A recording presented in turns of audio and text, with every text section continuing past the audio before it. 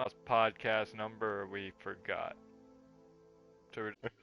So Yeah, things have been a little crazy this week. We took a week off last week, but we'll see how that goes. yeah, we'll see how everything goes. So Monday. Yeah, I was gonna say, I don't know tomorrow if we're gonna have cozy couch co-op. That may get pushed back till Friday. Friday? Alright, I can do Friday. I'm gonna say we should shoot for Friday. Okay, let's do it. Yeah. It'll be one of the And then, only yeah, Friday I was gonna streams we've say, done. um, and I don't know about Sunday or Monday, and you want to explain why? So, Monday, January 4th, right? Nothing happens. Woo. But, what me and my buddy Hunter are doing is every year, we like to throw a cookout for all of our friends and stuff. And it's gonna be me, Hunter, Joe, Avery, whole lot more people, but those are the only Gamer House members that will be there. So the cookout's not gonna end until like really late at night. But Perhaps midnight, perhaps later. if we are able to, I'll just get a headset, put it in the middle of everyone, and we can just sit, chat, have a great time, and y'all can be there for all of it. Oh my God, that might be pure insanity. But okay, let's try it. I don't know how well that's gonna work. I don't know if it's gonna capture everyone's voices. Hell, we I might could even try do a and magic game. I was gonna say I can bring magic cards and I can bring Last Night on Earth, and I have a USB camera we can plug up to a PS4 and see if we can record shit. Look, if I can get a TV and my Ethernet cable to it, that means we can record and we can go. No, no, I do not want to deal with that clusterfuck. What clusterfuck? Christina said, "Why not just do D&D?" Oh God, no, Thank you. As the only other person that's DM'd. no. Hey, Avery's DM'd, not me. True, Avery has DM'd, I'm but still still. brewing in my head of what I want our campaign to be like. I want there to be choice and consequence and branching story paths. You're gonna be spending a lot of time writing that down. And I'm going to have a lot of branching side quests. And basically, if y'all don't pick a good option, I'm going to say this is not a valid option to keep y'all on track. Or you could just have it loop back into whatever you need it to do. Yeah, that's a little bit harder though. Yes, well, you're the DM, that's the job.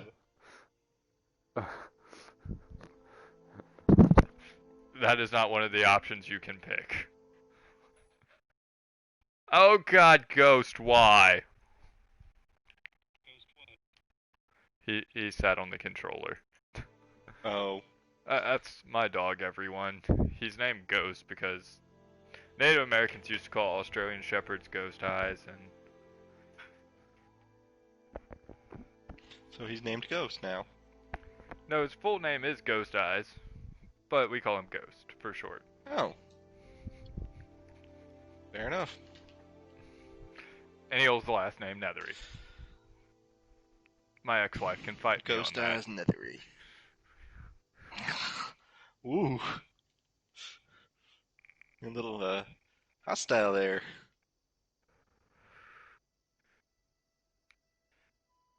No Anyways, judgment, just stating. yeah, we have no viewers, so she can go back into the early stream to find that one. If she can even stand 4 minutes of listening to my voice again.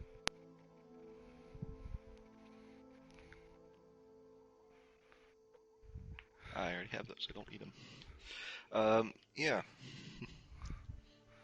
That's both sad and kind of funny. What? That she can't stand listening to your voice for 4 minutes. She acts like she can't, so I No, mean, come back. it's probably true. Anyways, so Joe, Yes, Bethesda.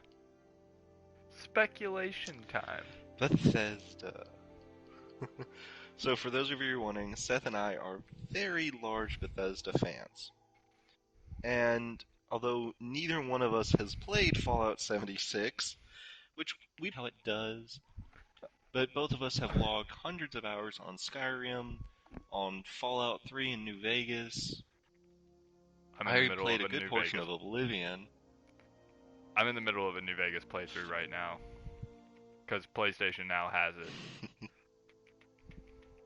Yeah, well, I have it on Steam, and so I'm looking forward to a mod that's coming out called well, basically it's a new quote unquote story mod adds on to put it like in Oregon with vehicles and stuff. So it'll be interesting to see how it goes.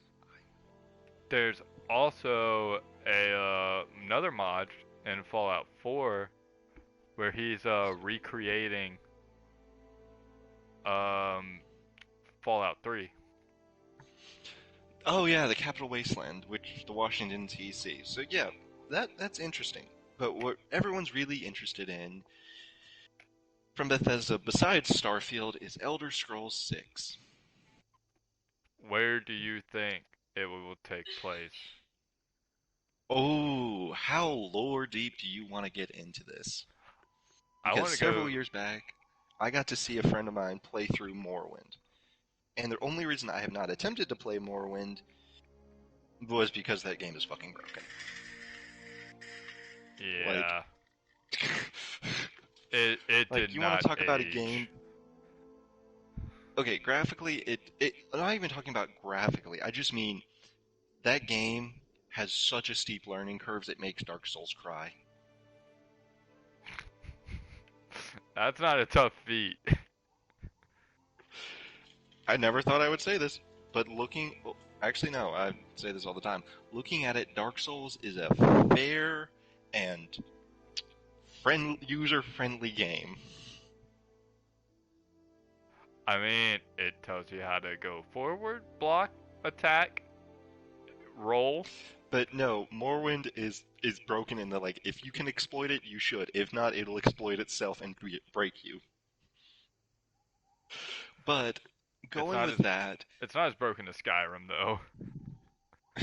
Skyrim is broken for a different reason, okay? Horse Skyrim is physics. broken because there's really only one viable build. But again, we're going off on a tangent. Elder Scrolls 6. And here's the reason I bring up Morrowind. Because Morrowind really opened up, well, Morrowind and the Elder Scrolls Online really opened up the whole planet of Nirn. And I'm going to be butchering a lot of words and a lot of stuff that maybe people won't even know about. But Nirn is a really big planet, actually. Like, it's almost a giant planet. And there is a whole other massive continent we have not explored. And I would love us to see to go to that continent. It's called Atmora. Huh. So, yeah, like that would be cool. Completely leave Tamriel and go to Atmora. And that would also be really cool if they let you, like it was a voyage to Atmora. So you pick one of your starting races, like, and you can pick like some of the extra ones or one of the old favorites, and they won't react. They'll all react very similar because hey, it's a different race. We don't know it, so it'd be a way to kind of ease in because Bethesda usually doesn't like to have too many opening paths. So it would kind of like, oh, everything is alien, everything's different, so every reaction would be very similar. I would actually like to see if they're more advanced than Tamriel. Well, and I would love it to have another huge time jump because Daggerfall. So the Elder Scrolls game go like this. There was Elder Scrolls Arena. No, not. Was it Arena first? I'm pretty sure it goes Arena, Daggerfall, Morrowind, Oblivion, Skyrim. Right? There's a lot more Elder Scrolls games, but canonically, yes, I think you are correct. Okay. Well, those are the main big five. Yeah. And yes, and I'll throw ESO in there because it's become a huge juggernaut for Elder Scrolls for lore and for expansions and stuff. So lore canonic chronically, like the time of Elder Scrolls, it goes Arena, and then Daggerfall, Oblivion, and Morrowind happen within the same like 5-10 year time span. Because it happens at the end of the third era, which is the end of the Septim Emperors. So Skyrim was the first game that set it 200 years after that kind of falling time. Yeah, it's like one of the first that pushed out of that age of transition into this new age. Huh. And yeah, so I would love it to see it to advance a bit more. I would also love to see them like start integrating some of the more end of the medieval, more advancement of weaponry. Because fantasy, you think historically, you're thinking pre to middle age area of weaponry. So it's beginning of like plate armors with still having chainmail with like cavalry units and swords and bows with the beginning of trench warfare of siege warfare with trebuchets and other things. But we don't realize at this point in time there was also a lot of innovation and invention in firearms. So I would love to see like cannons and like the first set of muskets and other stuff. Or like the aqueduct, the actual first rifle. Aquabus. Wait, aqueducts are that's what carried water to Rome, Yes, right? yes, yes, the aqueduct is the thing the Romans built, like, which are basically giant above ground pipes. Aquabus is the first like firearm thing, Okay. which is not the same as an arbalest, which is a type of crossbow. Or an The English abacus, language, everybody. which is a type of math tool. Right. So wait, Welcome to and English class. a lot of people don't like the idea of a knight in armor with a gun, but they existed. And would you like to know my favorite knights in armor? Samurai? Musketeers.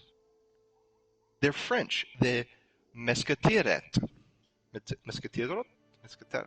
My French sucks. Okay, don't judge me on that. But no, that was literally it. It was an order of knights that were trained in the use of pistols and firearms alongside of them. So they would literally be in these very beautiful, like elegant, efficient plate armor with muskets on horseback. And then the Spanish Inquisition, everybody. Just and then shit got crazier because then we had sword guns.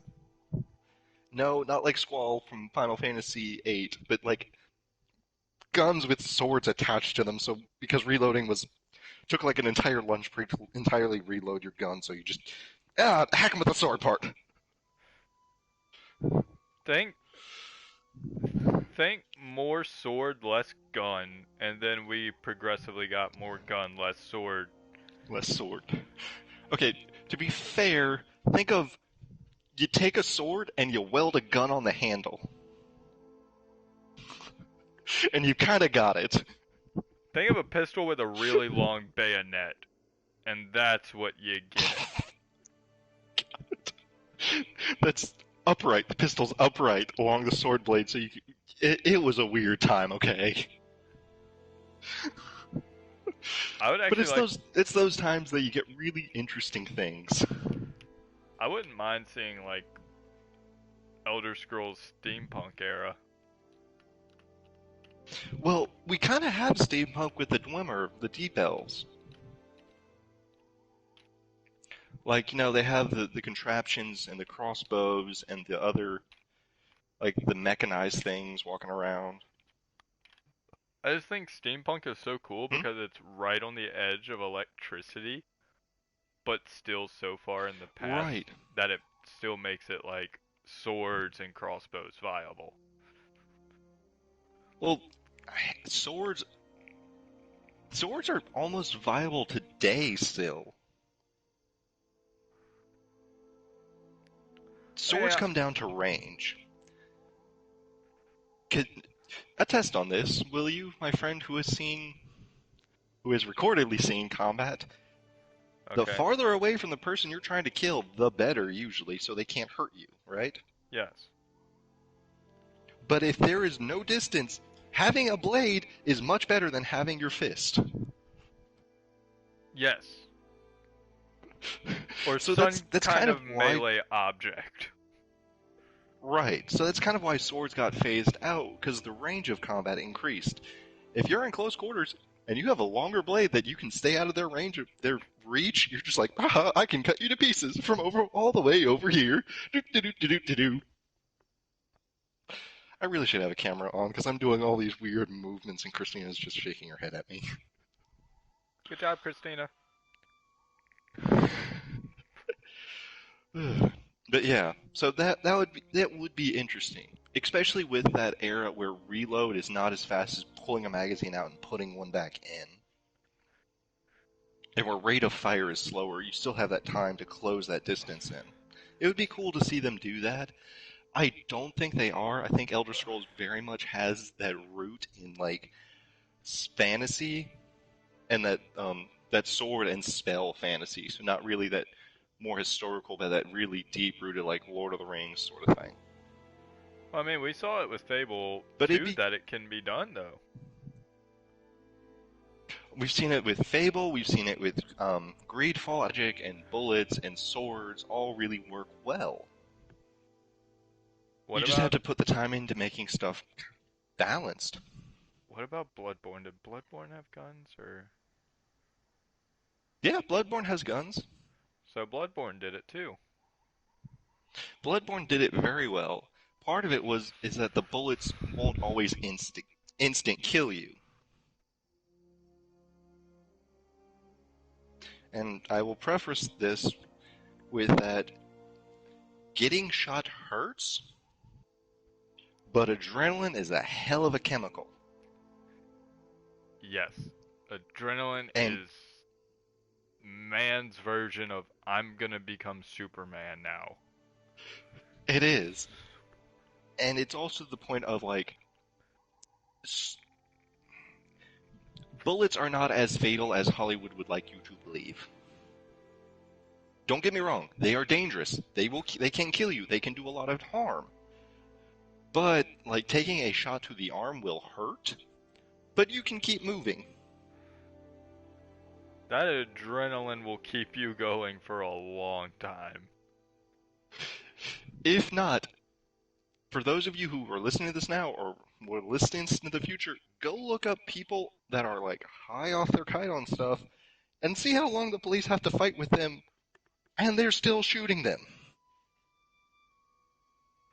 Alcohol is Like, a very good example. and that's something that's legal. But yeah. So what do you think? I've been rambling on about this. I would like to see Elder Scrolls go to the Argonian homeland. Black Marsh? Yep.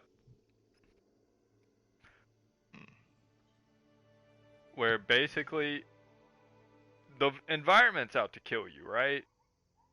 In Black Marsh? Yes. Black Marsh is pretty hostile to anything, including the Non-Argonian. Argonians. No, the Argonians even sometimes have trouble living there. But their bodies have adapted to like the harsh conditions. Right.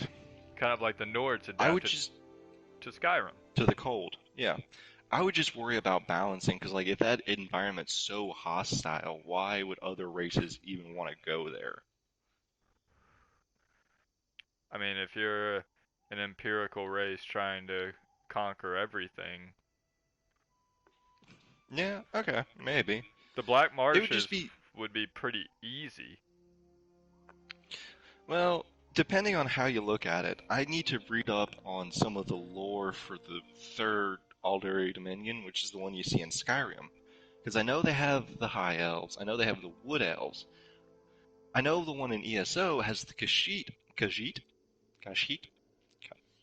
Khajiit, thank you. Khajiit along with them, and that's right next to Black Marsh. So like that could be the Aldemary, working to expand some more, and the Empire is still weakening. I don't know. And So I mean, we could also go to the deserts where the Khajiit are from. elsewhere, or yeah, we could do elsewhere. It would be interesting to go to Hammerfell, the Akaviri deserts, I with the think Red that's where we're Guards. gonna go next is Hammerfell, but don't Do you think hold me to Hammerfell? that. Yeah. I think I would love to see Valenwood. All the trees and different types of woodlands, because it goes from like mangrove to tropical to rain to like deep pine and all these other types. So there's like all these different types of forest and woodlands. That would be interesting to me. The main reason I want to see Black Marsh, though, is yes, there would be a balancing issue for anything non Argonian. Like, the Argonians are going to have all the environmental tools, Right. but you could, like, descale them in combat effectiveness. It would be interesting, yeah. It would also, well, I don't know. This would be more of an engine. I'd love to see some more customization for the Argonians. Because they kind of feel one-sided. I'm a reptile black. Right, but like with Oblivion, you could like have different types of dorsal fins. You could have different coloring or striation patterns. All the Argonians kind of look. I'm scaly. This is my thing. You know, Yeah. But I mean, in like the Dark Brotherhood, Argonians are actually one of the strongest members because of well, their yeah, resistance to poisons and stuff. they're completely immune to poison. They can breathe underwater. They're pretty resistant to cold and to heat. They're resistant to toxins. I was about to say, you want to look at it. Technically, being a lizard is a great thing. Even in modern thing, you can adjust your heat, your optical coloring. You're completely immune to whatever poison you carry around on you. Yeah. This That took a weird tangent. that's why I love playing the Argonians in Skyrim. I have no idea what I'm going up against. So if I need water to get away, Swim I'm away, swim away. I'm not hindered, and if they're using poisons, I don't worry. Yeah. Hmm. I don't know. I think it'd be interesting. But here's the other thing we. So there are two big things we haven't talked about yet, and I want to get your feedback on both of them. The first big thing, continuing on with our theme, is what do you think the conflict is? Mm. Like, there's always a major conflict going on, and I'm wondering what you think the one for six is going to be. In Oblivion, it was, well, obviously Oblivion. The Oblivion Gates opening, yeah. In Skyrim, it was dragons Dragons returning, yeah. and a civil war on that front as well. Well, the Civil War kind of helped just flesh out the backdrop. That's what I'm saying. In I'm the talking Black like, Marsh, it could be like someone trying to conquer the Black Marsh, and the hmm Argonians are literally fighting for their own freedom. Like, oh, I mean, if it's Black Marsh, what if the whole area is expanding? It's slowly turning more and more land around it into marsh. It's taking over. environmental takeover. And you have to. Like the environment is now like some old magic is causing the environment to now like creep in. So like the savannah of Elsewire is becoming marsh. The ashlands are becoming marsh. Part of Cyrodiil is becoming marsh. It's just all slowly becoming toxic marsh. That's not a bad idea, like in ancient magic. That made the Black Well, Marsh become the Black Marsh. and now it's making Cyrodiil now it's making all of Tamriel a black marsh. Now you could either That destroy the mhm. spell and kill the Black Marsh, or you could try to contain it. you know what? I'm Argonian. This sounds great. Make it bigger. Yeah, the evil option, which is help it. I wouldn't say evil. It's So less good, but there are two bad options and then one neutral option. There is no good. and I don't see Bethesda doing that for their Elder Scrolls. They really don't have that kind of thing. No, it's all morality based. Yeah. There Um, is no good, bad, or evil. it's just what you feel like. Yeah. I don't know. Not. Usually their stuff involves the Daedra, like the Daedra cause the Daedra or like higher planar beings cause this kind of stuff. So I really don't see that one. Like the Black Marsh taking over is like something that the Daedra are too. well, I mean, what if it is like what Daedra would do it? Would it be like Claudius Vile, the one about like that makes deals that always backfire? It's like someone's just like, I wish we had more importance.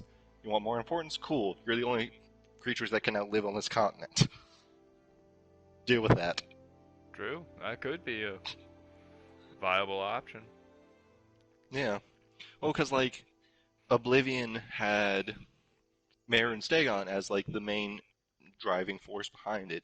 Skyrim had Alduin, and yes, I know Alduin's kind of weird if you want to look at that, but he's technically a very powerful exterior planar being. Um, the Morrowind had what's his name with the pottery on his head? It had them in the Tribunal, which, trust me, those count as extra planar beings. Ooh. You You know know who it. I'm talking about. You know it would be a good. It's not. It's not a new trope by any means, but it is a good route, and it's Hmm. always gonna sell. Have the Dark Brotherhood set up the Black Marsh takeover.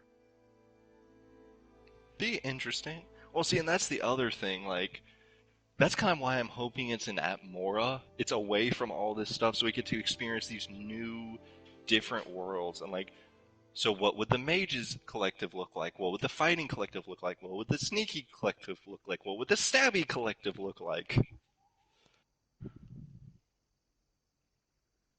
Because like in Skyrim, they kind of state like this is the last Dark Brotherhood. So is the Dark Brotherhood going to make a mass resurgence? Or is it going to be completely gone? Like, oh well, those like did it die out? Did it like a lot of stuff has to get answered. So that's why I'm really hoping for like a large time jump forward and a lot of like in a different continent. So things that like player choices didn't have to matter for continuity's sake. You know? Yeah. Just go somewhere new, start out fresh. Yeah. And yes, that does take a lot more in time and story writing, but it also has a lot more payout because like people aren't going to be looking for the same old things. I mean, yes, there are things that you will recognize, but they are not the same at all. Yeah. Like, I like Like your I would idea with the stabby guys being like, it's like the Dark Brotherhood, but not. but they're completely the good guys. Yeah, like that would be interesting. Like Like an Assassin's they Creed sort of view. that yeah, like work in the shadows to serve the light, that kind of thing.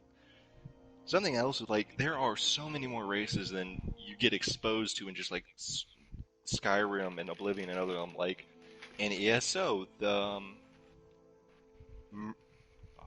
the Marauder? Like, Malmer. The sea elves. They're literally sea elves. They oh, and they're snow elves. Cool. So yeah, or have like tree yes, yeah. folk in this new place. Okay. But yeah, like there's whole other elves. There's whole other beast races. Like on Atmora. So it'd be interesting and different to see. Like turtle guys. It's like, oh, these are like Argonians, but they're completely different. Right, like doing some of that would be really cool to give it like give some new breadth and life into the series. And then you have some guys that look completely demonic, but they're actually not demons. Like I said, it'd be cool. That's at least my take on it. Hmm. So I'm gonna add this advert because when Skyrim came out, I thought its leveling system was cool. It would be really nice. The more I played it, the more I've grown as a person and a gamer. I realized how just it's a good idea on paper, but it just really sucked panning out for their like level up and skill system. Because you could become God, basically. No, because you could royally fuck yourself Like, very easily. I went down the archery skill tree hard. And like, oh yeah, the stealthy archer build super OP. But like, I did a build where I was like, oh, I'm gonna level my conjuration and my illusion up, and my smithing really high, and I'm only gonna focus on those. So I got those three skills really high, and so my level jumped up a bunch. But I could not kill anything. Like I had to crank the difficulty all the way down to very easy, and easy. Even then, I'm just like running through hundreds of health potions trying to kill like go through a bandit lair. I'm just like, nope, chuck more health potions because I was doing no damage. So I'm kind of like, that's gonna suck. I would love them to do. Now, granted, Cyberpunk's on consoles is still kind of a broken, buggy I would, mess. I would like to see where they But I, would do like a Fallout level up well, I system. actually really like how Cyberpunk did their skill system. I don't like the fact there's a level cap, but I like the fact that there's the main attributes and you have general experience and level, but each of those skills inside that attribute can level up and unlock skills and perk points by themselves. So So you you have mean these like two. how you have like the main cool strength and all that, but in those you have even deeper levels and skill trees? Well, right, you level up your attribute and that's the max level, and then like for cool, if you go into stealth, your stealth actually has a level and affects stuff. Like your stealth level affects how long it takes you to get detected, and has its own perk trees. And each time you level up stealth, it either gives you a bonus to it or it gives you a perk point. Okay, yeah, now I see what you're saying. Yeah, I like that kind of. It takes a little minute to look at it and go, what's going on? But once you kind of figure out, you're like, oh, this is really smart. Because the more you use the skill, the more it grows.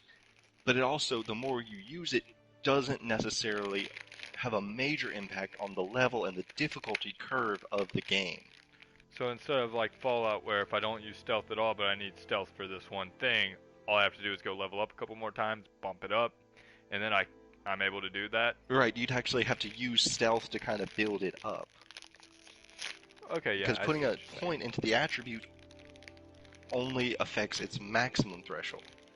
So it would kind of slow leveling down a little bit in the early game, but like once you got it, you can make some really cool, unique builds. I kind of also like Dark Souls leveling system where you have to buy it, That's a whole different beast but it does make sense. I have to do more and get more, manage my money, for that next step. Yeah. where I can get this awesome Uh, sword, or I could level up to use some weapons I already yeah. have. I, well, and Dark Souls formula kind of lends itself more to that kind of grinding level currency system than Skyrim. Because Skyrim with crafting and everything would really do it as much, where it's much better to have like that set system, not just one currency. And that's part of the charm of Dark Souls is it lends it more to like that risk reward management of it. You know? Okay.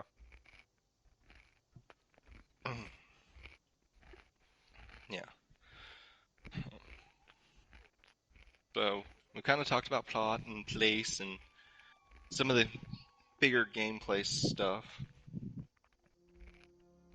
I would also like to see archery get a debuff. Just saying. Well, see, I would love I mean, I think we can all agree on that. up to you. Yeah, I would love to see just. Oh, this goes back to the thing. I would love to see the introduction of like single shot firearms. Of they're a little bit more powerful, but they're not quiet. They're not quiet and they're not as accurate. Well, okay. This is one of the things where you kind of have to be a video game, so you want it to be at least semi-accurate.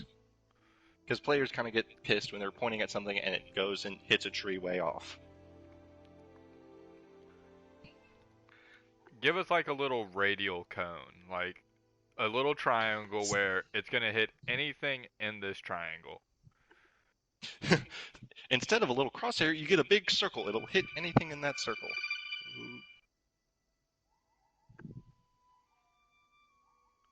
And like you have to level up to get the circle to get to be smaller.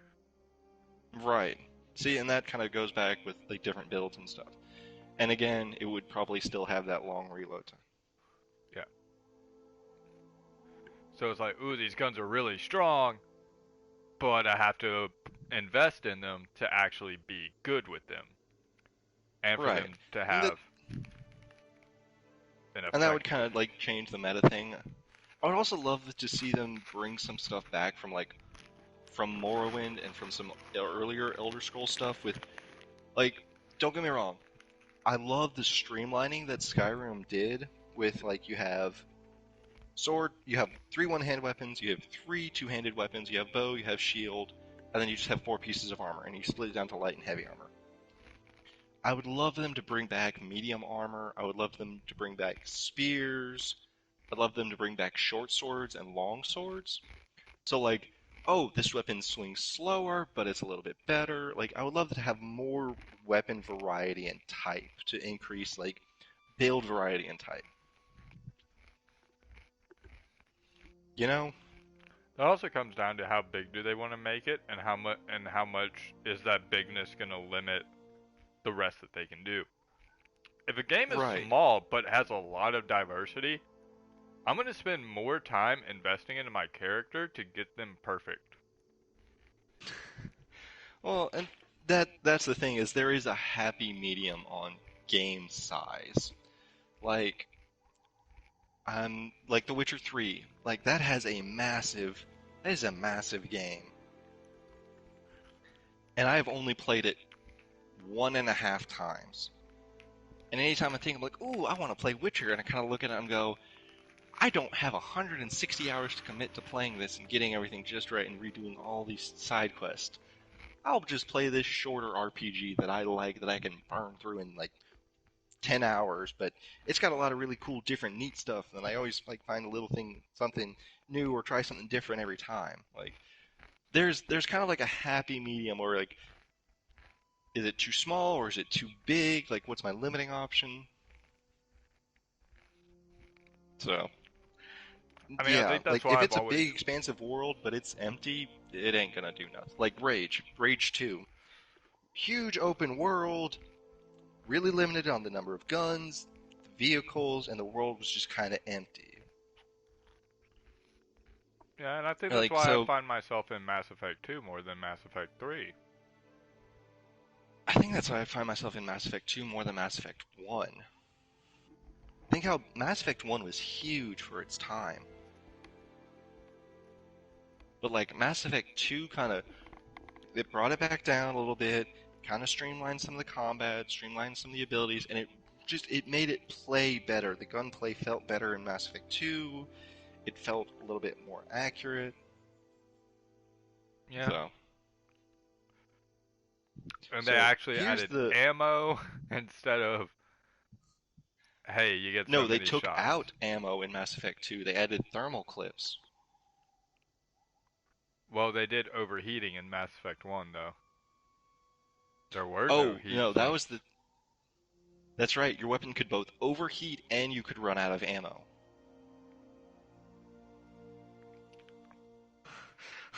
Yeah, yeah. Mass Effect 1 was unforgiving in certain places. You had to manage everything.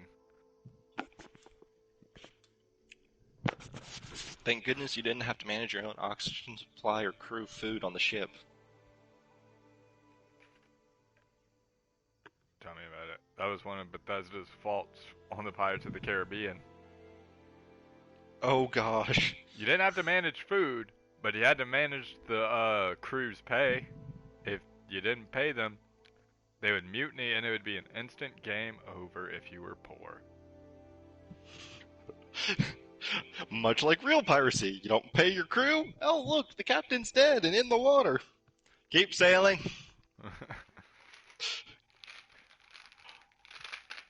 Yeah, but Ugh. that's probably why that game flopped. It's because you couldn't be poor. There are probably a lot of reasons that game flopped. Its But graphics and levels design and level up system. Yeah, there's plenty of reasons why that game flopped. Bethesda Bethesda produces usually a pretty big flop every now and then. It's bound to happen. They usually have a really great record, and then they produce a big flop, and then they have a really great track record, and they do a big flop. So it happens. But So here's the next thing dealing with Elder Scrolls 6 that's not about the game itself. Do you think it's going to be an Xbox Series X exclusive? Because uh, Microsoft now owns Bethesda.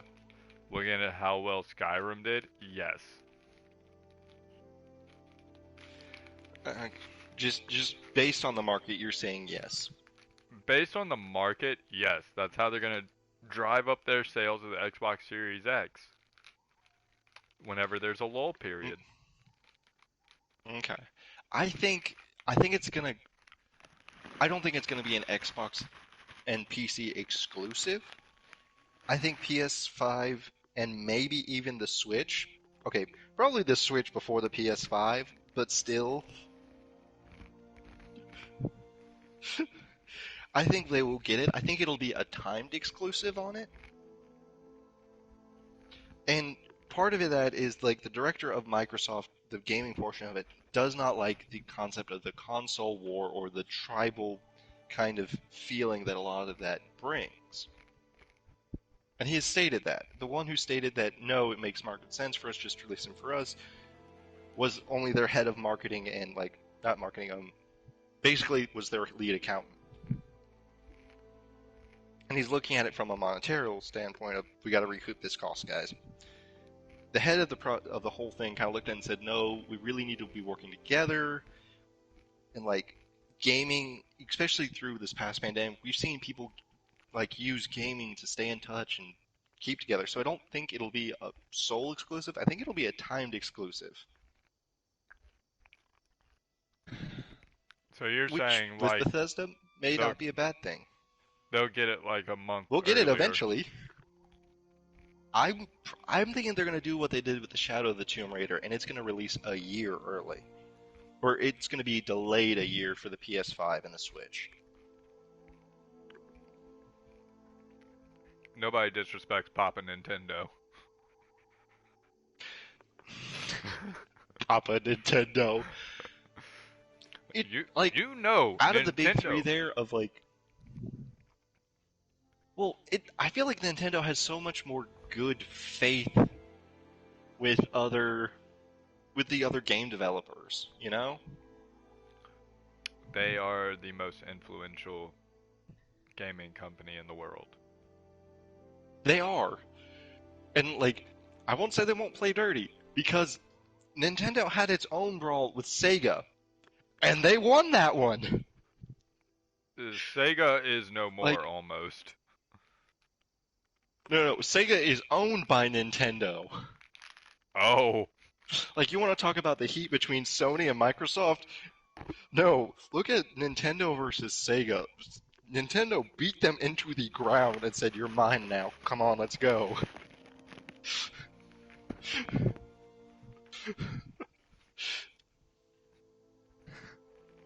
So I so Nintendo is when you said Papa Nintendo, you're not kidding. Like they've been around longer than either of those two. They've been doing it longer. They've been doing it successfully longer. The only console that's probably been around is not a console at all, it's a computer. So so yeah, I like I said, you think you think PS5 is never gonna see Elder Scrolls 6? Yeah. So I think we're gonna get it late. I think we're gonna get it like a year, maybe 2 years after them.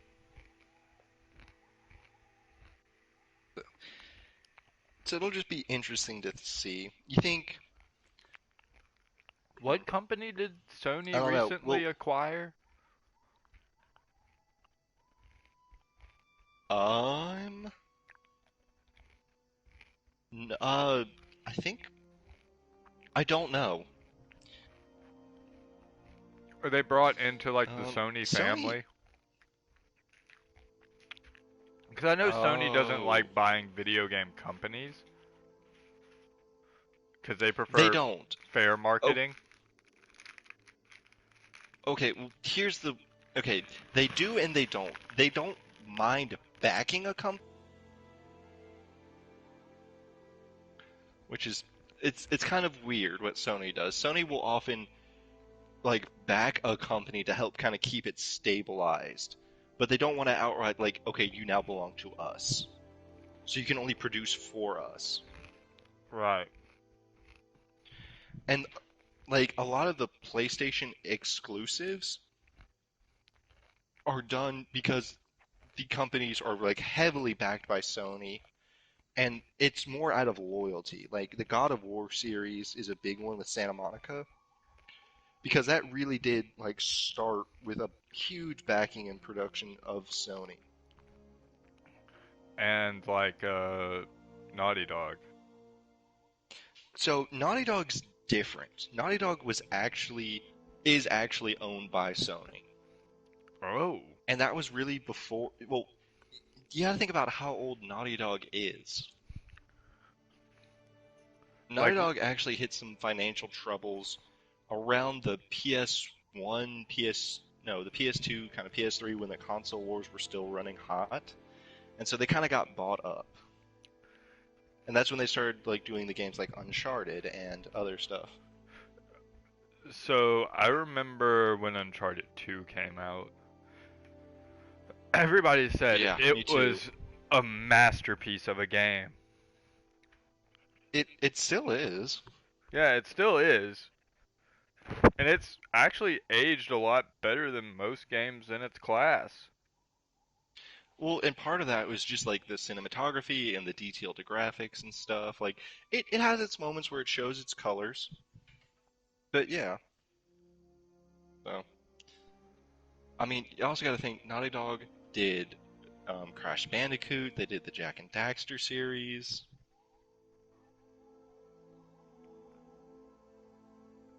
I'm trying to So look up in news like who Sony has like recently bought.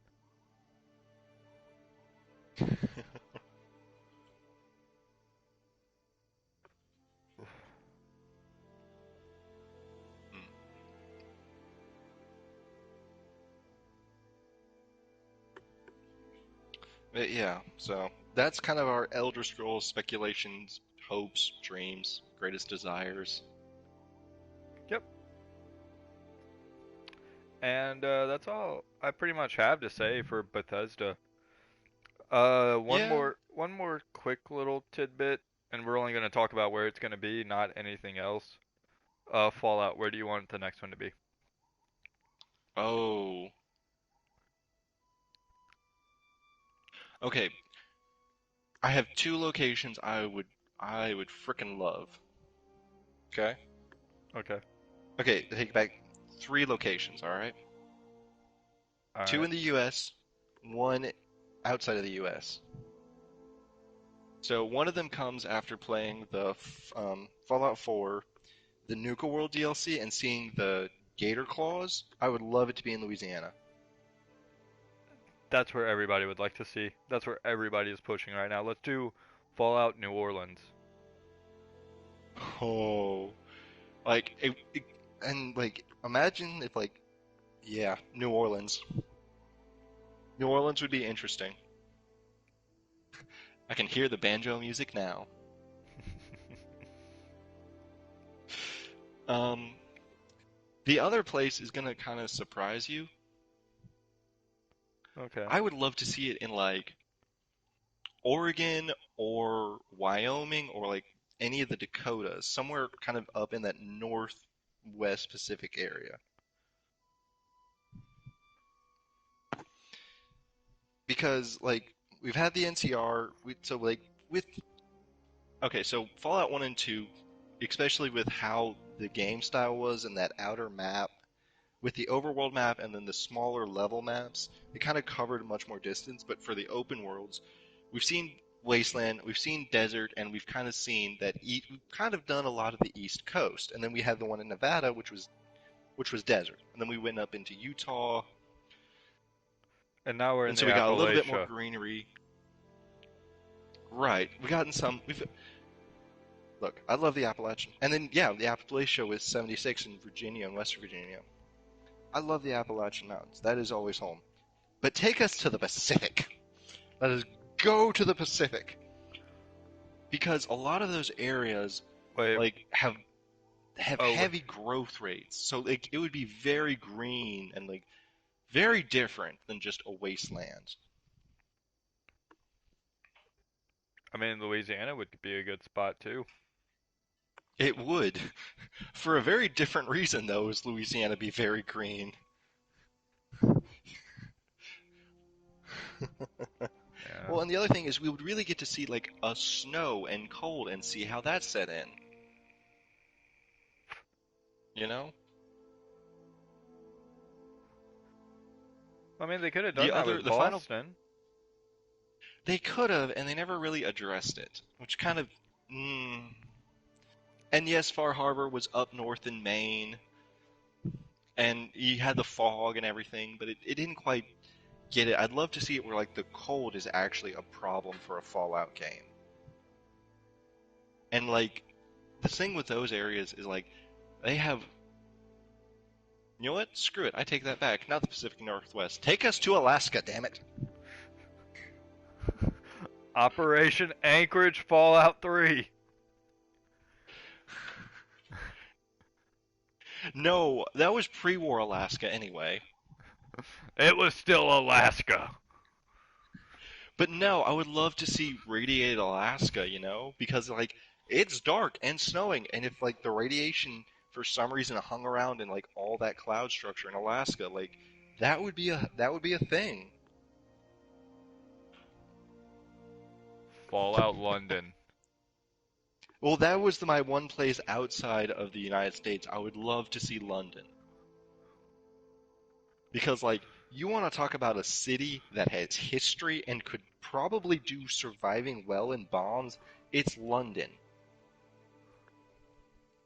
Like they had bunkers, they had like miles of underground bunkers in the city during World War II. It's literally built on top of old Roman sewer systems.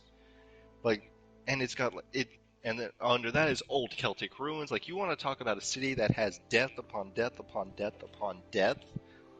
London. Yeah. Take us out of the U.S. Take us to London. Let us see how else the rest of the world is doing. Or Fallout Beijing. That would be interesting. The Chinese side of it. That would be a bold move, but I would play the shit out of it. Because you gotta remember, the war was between China and America. Now, my one thing on that would be like, all right, how well would that game sell in China? Not well at all. I It mean, might get banned. well, I don't know. It depends on how they play it, because like, no one is completely sure how the war started. The bombs were dropped. Yeah, even Bethesda's like, we don't know. Well, and it's something they really don't want to answer. So it happened. So like, if it kind of starts with similar to Fallout 4, of just like all of a sudden, all these places, all of a sudden, we're being attacked, they're being attacked. We don't know what's going on, and so they're very much as much of a victim. Well, okay, when it goes to full-scale global thermonuclear war, everyone's a victim. There is no victor at that point. It's everyone is a victim. I mean, at that point, it's the mad clause. It's just everyone's a victim, and so it'd be really interesting to explore that. And it'd be interesting still if like you were an American there and just and not having it like so far after, but like having it so much closer where radiation's still a problem and just like this you could tell a really interesting story of just we're not that different. And like I was sent here for this and I can't do this thing or like do I stay with my mission? It'd be a really interesting story to look at. Like, that was pretty interesting what they did with Fallout 4. You started in the pre-war, but you awoke in the Yeah. wasteland. Right. Like that was different. If the story had more grab to it and made you actually want to follow it instead of just go explore the wasteland.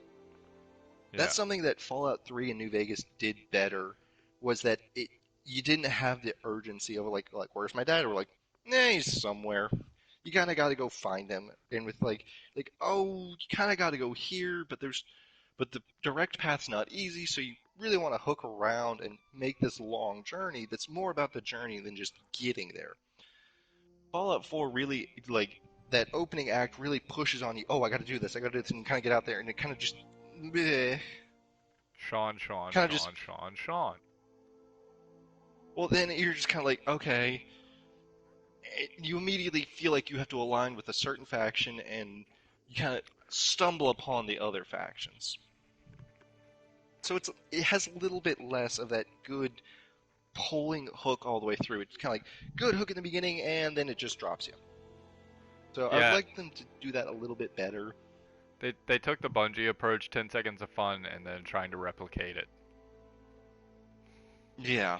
Well, well, the difference is Bungie can actually write well. Yeah, Halo 1 through 3 was good. And, Halo's Halo's uh, just generally pretty good. Reach was good too. It, Reach was good. 4 was alright. ODST was good. ODST was a fucking great game. I don't care who you are. I will fight Um, people who say it's a bad game. I don't care if you're it's a Brock different Lesnar. game. I'd actually pay to see you fight Brock Lesnar about Halo ODST. I'm not lying. Oh, that's a straight up street And fight. I'm There are broke, no so that. rules. um, we were talking about Fallout. Uh, but well, here's something else: is I no longer classify Fallout as a post-apocalyptic game. It is now a post-apocalyptic game, and like no other game in the series outside of New Vegas best describes that than no other game in the Fallout series describes that better than New Vegas is because the the apocalypse has happened. The after edge of the apocalypse has happened. We're now to the point where we're rebuilding societies and we're looking at what is a group dynamic of what binds this group of people together, what binds this group of people together, what conflicts look like, and stuff like that. Like Fallout New Vegas did that really well, where you have these two large groups that are now bound together no longer by just need of survival or common goal. Get off the counter! Hold on, I have to go discipline a cat. Get off the counter! Wow. Sorry for everyone who's headset listening. I forgot to pull it from my face before I started fussing. But what something New Vegas did well was you had these two large groups that are no longer just bound by need of survival, but by ideology, and they're clashing over this like very resource heavy space. The Hoover Dam. So, right.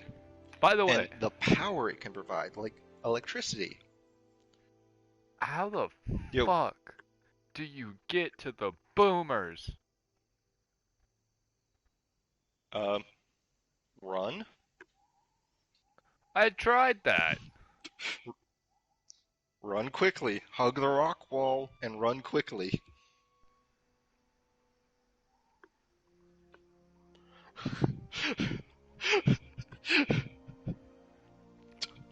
Those guys are better than the There's American nothing more. military. That's not a high bar. Hang on, I gotta take this call. Entertain our audience. Uh, what?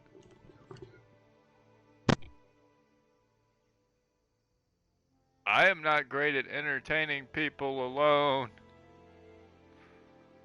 I need an adult.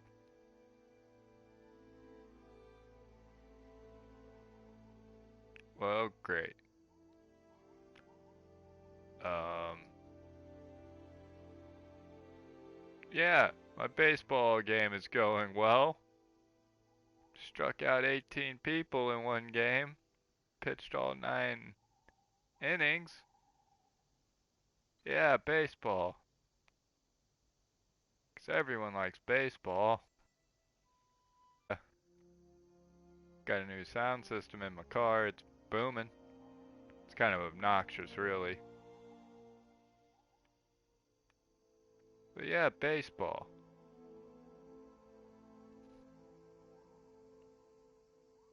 This is a portion of the podcast where I have no ideas and have no one to bounce my ideas off of.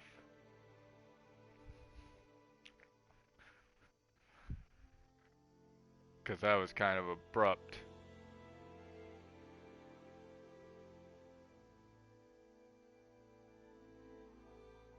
I really wish I knew how to talk alone, but I don't.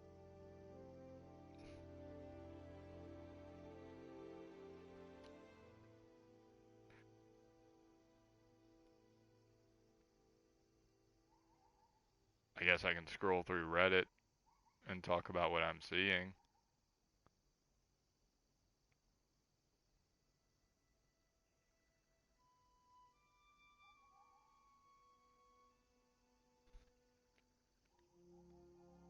Because Reddit's always fun.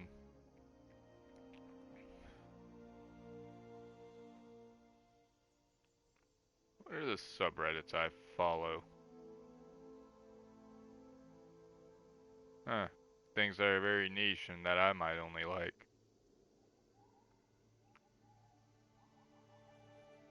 Oh, r/aw.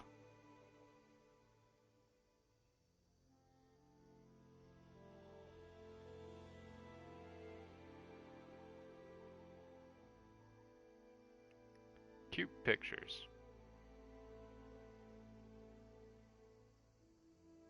What? r/aw now is a Discord? When the hell did that happen? Alrighty, I'm back. Did we Boy, lose our entire viewer base?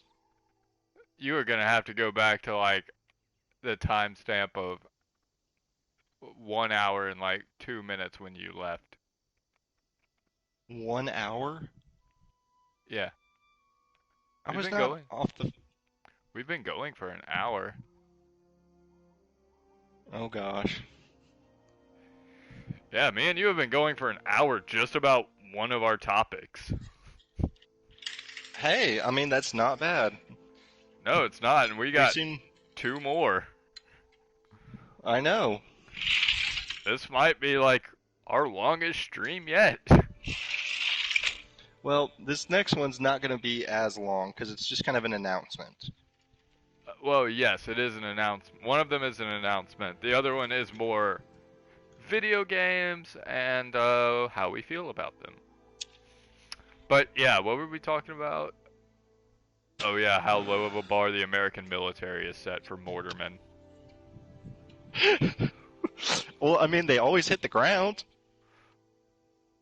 I mean, yeah, in that respect, everybody's a mortarman.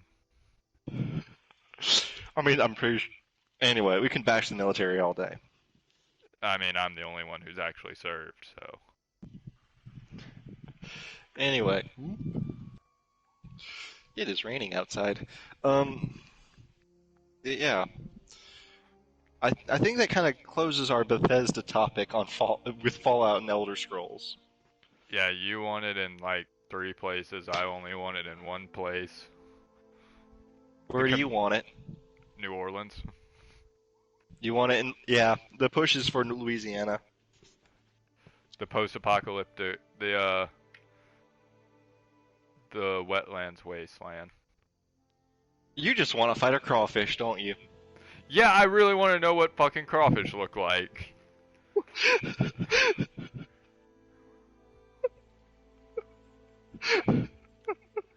I mean, you're gonna bring back Mirelurks as well. Well, I was about to say, no, horseshoe crabs, that kind of thing's really in the Northwest. We're just gonna have the crawfish. They're gonna No, look a lot like Mirelurks, but no, Louisiana also has crabs. right. I don't know if they have that. I thought they were evolved from like horseshoe crabs. No, because remember in Fallout New Vegas, you also had Mirelurks. Alrighty, I guess we're gonna see Mirelurks and crawfish duking it out for water supremacy. Along with the alligators. I The gator won- claws. I wonder if like the alligators are gonna be like worse than a death claw. Probably. I will say that is the one good thing about Fallout 4 is it legitimately makes you afraid of a death claw. Yeah. Because unless you are wearing power armor, it can one-shot you. You spend all that time scavenging good gear, and then out of No, like no, fucking literally, nowhere. it's in the game codes. One of their attacks is they can come up and grab you, and then they can just one-shot you. Armor, health does not matter. It can just go, dead. No, I'm talking about how I spend a lot of time scavenging good gear, fucking out of nowhere. Deathclaw.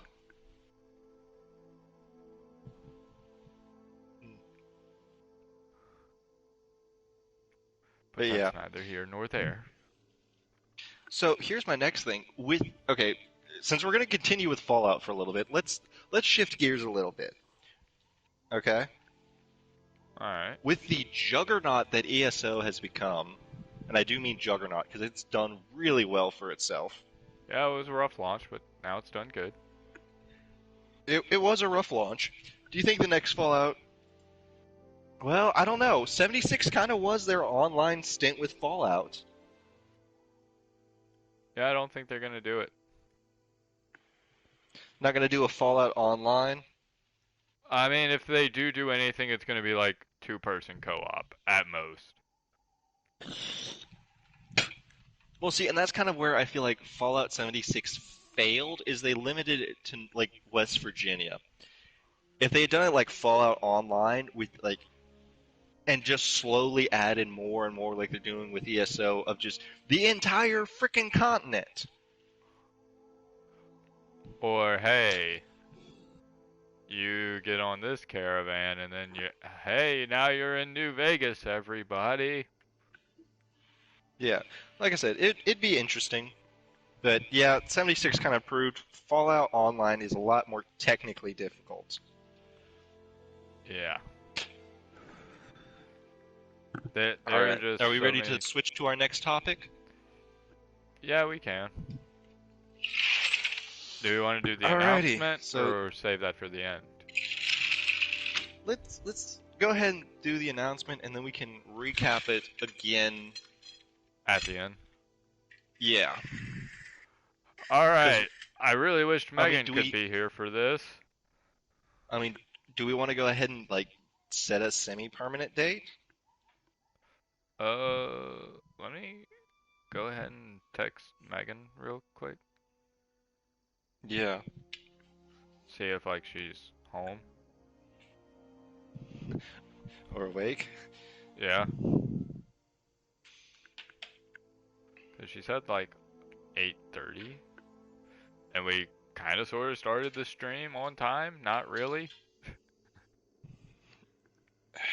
Look, I will consider us at a good grade when we start stuff on time. Look, I just think that's the joke of like this company right now. Hey, hey, we're gonna start at this time. Not at all. you, you. 15 minutes later. 15 minutes later. Hey, shouldn't we start the stream? Oh right, I forgot to do that. Oh, shite. Or us today of just like, oh wait, we're on air. Hello. Yeah.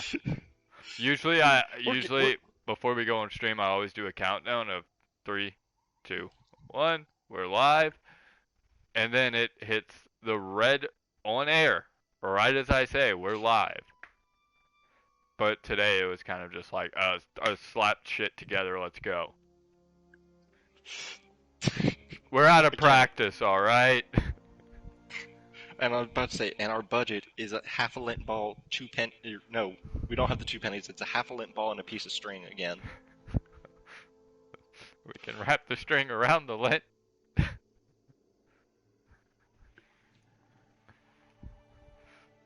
But yeah, Joe, you're gonna get your Christmas present from me whenever you come to the cookout. It's gonna be interesting what we do with these. And it's not lint or string. It's actually electronic. I'm going to need to invest in some very long, either some very long HDMI or some very long Ethernet cables, or both. I mean, how close is your computer to your TV? About 10, 15 feet? You're gonna need about 10 to 15 feet of HDMI there, bud. Yeah, like I said, this is gonna be interesting.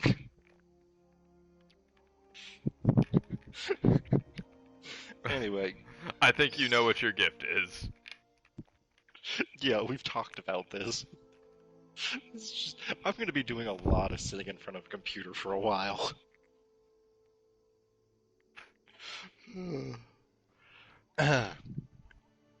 So why don't we'll save the why don't we wait for the announcement on for when Megan gets on? We can talk about our next topic. Which is BioWare. Joe, I just kind of wanted to do a recap of this company because they made my favorite video game series of all time. And I'm So we're confident kind in of saying Mass Effect is my favorite video game series of all time.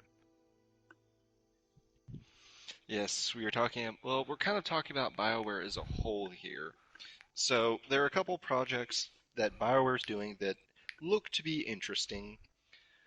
We have Mass Effect 4, which is so far the working title and what we've been told.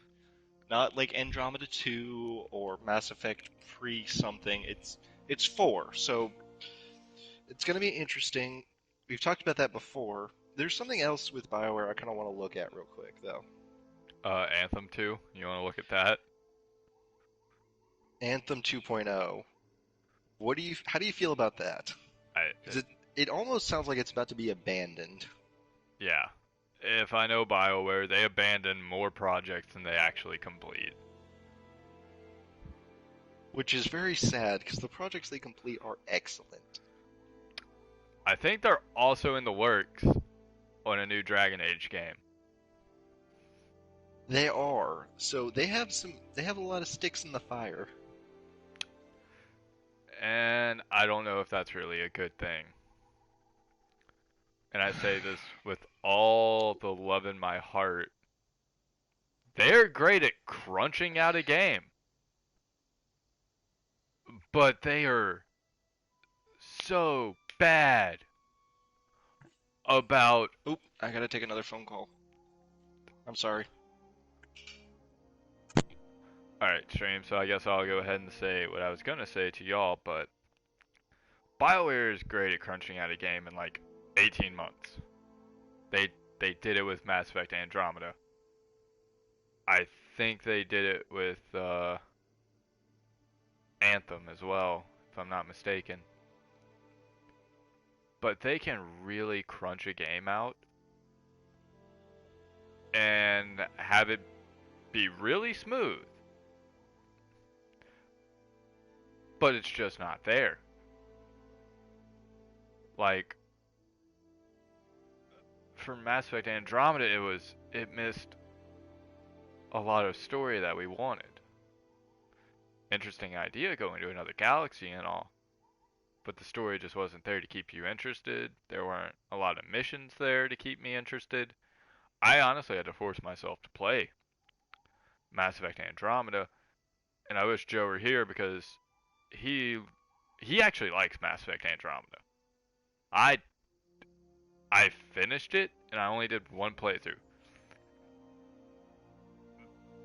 I have done the whole Mass Effect series from 1 to 3 9 times. I have spent most of my fucking high school career in Mass Effect just trying to find every ending I could. About that, that should be the last time I have to hop off. Alright, so what was the last thing I said? A lot of sticks in the fire may not necessarily be a good thing, Yeah, so with or Mass abandoning more projects than they complete. so with Mass Effect Andromeda, you realize they crunched that game out in like 18 months, right? Unfortunately, yes. Like Yes. heavy developmental work. Yeah. Did it run smooth though? Like, you want to talk about trouble development by like that whole cycle for Andromeda, just so many problems. But And did the that's what led gameplay to the run oh, smooth? okay. Facial animations aside, like gameplay was smooth and solid. Like the guns felt pretty good to use. The characters were actually pretty interesting once you took a moment to actually listen to them. Like it was good. I enjoyed it. Yeah, It felt I enough of familiar with a little bit of the unknown and interesting. Kind of helped bring in the idea that, you know, not all the problems that were in the Milky Way got left in the Milky Way. yes. You know? The Krogan virus followed. Well, not just the Krogan virus, but like the idea of race, like the different races not necessarily liking each other. Like, and then there was like, oh, this is a whole new species we need to deal with and need to worry about. So it brought it was kind of nice. And then there was the idea of like, well, what is first contact and what do we do with this kind of stuff? Because First And Contact so it was was initially interesting. hostile. Well, no, yeah, it was hostile because it was the rejects. It was the people that kept making trouble. Was like the ones that ended up making first contact. So it was interesting. And you know how I prefer the hunker down combat style of Mass Effect, right? Yeah, I can see why they moved to a more movement based, fluid. yes, fluid combat. Well, and combat kind of just in general in video games has been moving to more of a fluid, less of the hunker down as technology kind of moves to catch up with it. I didn't mind the combat so much because of the way I play is just generally kind of movement based. And I something I actually appreciate was the departure from the very structured class systems. To me that felt dated about the Mass Effect games. Where you You could know? like switch mid mission on what you want to do. You could, well, not just what you want to do, but just like ability wise of like, oh, for this encounter, I need to be stealthy. Let me use these like technological stuff to like help me get in close and stuff. Or this one, I just need to deal as much damage as quickly as possible. Let me use these skills that are mixing like the gunplay and the biotic abilities. Yeah. Like I love that you could invest in everything and just kind of work and use what you felt like you needed to in that moment. Well, you're more of a balanced build oriented kind of guy anyways. You want to be you want to be good at everything so that way I it's want to be whatever's halfway decent at everything. I want to have that versatility so I can, if something's not working, I can adjust so I have something that works. exactly. Whereas I like to be very, very good at one thing. You do one thing, you do it well, and that's the thing you do. Exactly. Which is why I choose Soldier a lot in Well, Mass and I Effect. chose I we actually play as the same class. I chose soldier a bunch too, mainly because I could use all the guns almost. Now, I did find by like my fourth playthrough, I started doing Engineer. Adding in some of the tech abilities. No, going full tech. Really? Yeah, because Infiltrator is Soldier Engineer mixed. Okay. Engineer is full tech. Yeah. What was mine called? I think in Andromeda it was called like Explorer. See, now I kind of want to go back and play Andromeda, but it was just this hybridization of all three of Jack of all trades, master of none. And so really where my specialization came in it was what companions I chose. And that helped like okay, what abilities I'm going to use depended on what companions I had with me. Joe, you know what's funny? Hmm. I have my deluxe edition copy of Mass Effect Andromeda sitting right in front of me. Yes. So I could go back and play it right now for stream. Oh gosh. That would be an interesting for us thing to stream is Mass Effect Andromeda. Hmm. Because me and Avery went through a lot of Andromeda together. What did Avery think of it, just out of curiosity? I mainly used him for Sudoku. Oh, the really easy, simple Sudoku puzzles? You're fucking lying, sir. What do you mean? They took like 10, no, not even 10 minutes, like 5 or 10 minutes. I guess me and Avery are fucking retarded. Yeah, to be fair, I've played a lot of puzzle games and I really enjoy them. So I kind of have a background in them. Yeah, me and Avery would sit there for like 15 minutes on one puzzle, not even figuring it out yet. We literally, I'm just kind of on like, one okay, puzzle, this goes here, this goes here, this goes here, this goes. Yep, okay, done. hard moded one, which is where you So that would be calculate interesting. every single symbol.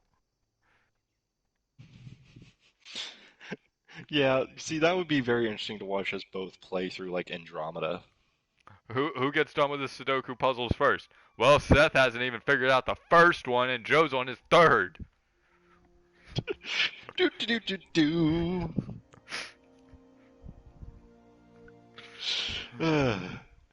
Fuck Sudoku. So, yeah. Well, I'm also kind of sad that like Andromeda is kind of. There's not going to be no Andromeda 2. There's going to be no Quarian DLC. Like that kind of makes me sad. Yeah, they had so much potential. It did, and like bad development cycle. You know what Uh, really killed it? hmm. It wasn't any of that. It was the fan base reception to it. Well, and that's it. Mass Effect 2 Mass Effect 2 made so many improvements and such huge leap forwards that if Mass Effect 3 really hadn't been the end of the trilogy, it probably would not have done as well because it didn't advance and it didn't have as much improvements or advancements as Mass Effect 2 did compared to 1. So I think the fan base really liked what they liked and didn't want to like experiment at all and didn't want to be open to anything new. But I was originally when I started playing, I was like, okay, this is new, this is different. I'm liking what I'm seeing. And the combat, it took some getting used to, and I really liked it, but the story just wasn't there for me. Well, and for me it was like, okay, we're in Andromeda Galaxy. Things are going to be different, but I also understood the story of you can go to a different place, but people are still going to be the same.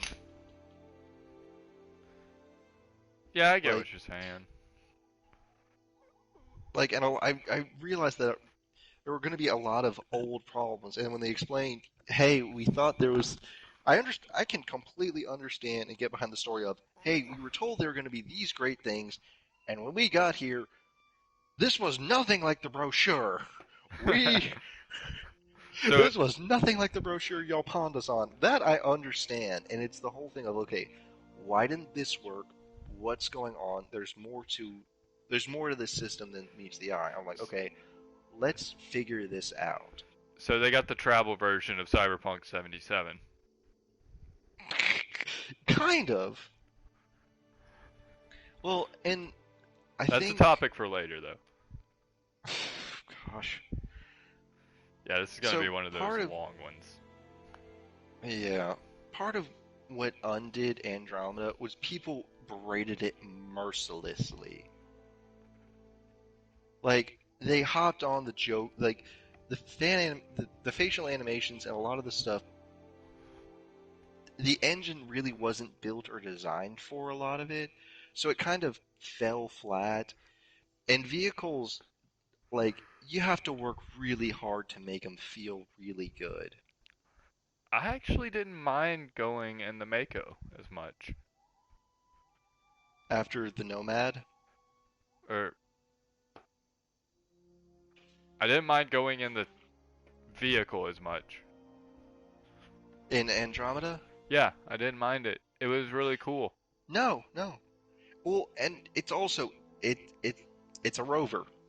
Yeah, It's not going to be fast.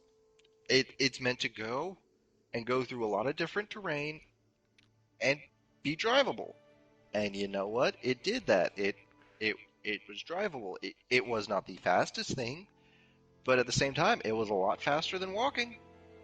I really like the moon planet And where it's just literally you're bouncing around and in the air more than on the ground. yeah, like that was fun. Like having to get to play with some of the stuff in the gravity, that was pretty cool. And like looking at spoilers if you haven't played Andromeda, looking at like the Ket as a mutated, like as a race that was mutating other species to make them. It's like that's cool. That really reminds me of the Reapers, and like other organisms that thrive on taking over a host organism. Like that was cool to me. I was like, cool, all right. Is this gonna is this gonna tie back to the Mass Effect series? Nope. All right, we've explored this one cluster pretty efficiently, but this is one cluster in a galaxy. Like in Andromeda 2 Galaxy, we got to open this up some more and really bring it in. So, and like it had the mysterious race that was older than all the other aliens, but still worked well. I was like, alrighty. So I don't know. There, there's so much that they could do. I honestly think Like Mass Effect Legendary Edition is just gonna get some cash back in their pocket just so that way they can have more time for the new Mass Effect game. yeah, I'm actually kind of I I'm going to be in a very small group of people that would be very disappointed with Mass Effect 4 if they're still in the Milky Way. It You know? it's gonna be in the Milky Way.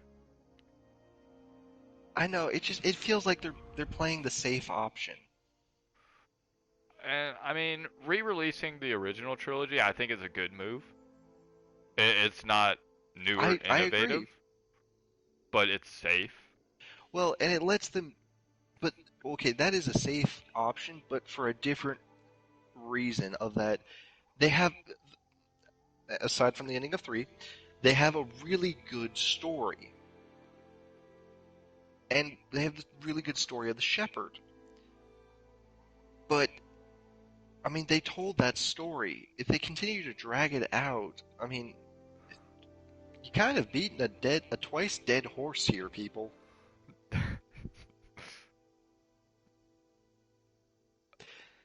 For those of you who play Mass Effect, you'll get that pun.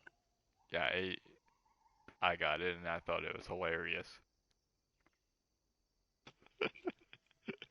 But I liked some of the risks they were taking with Andromeda.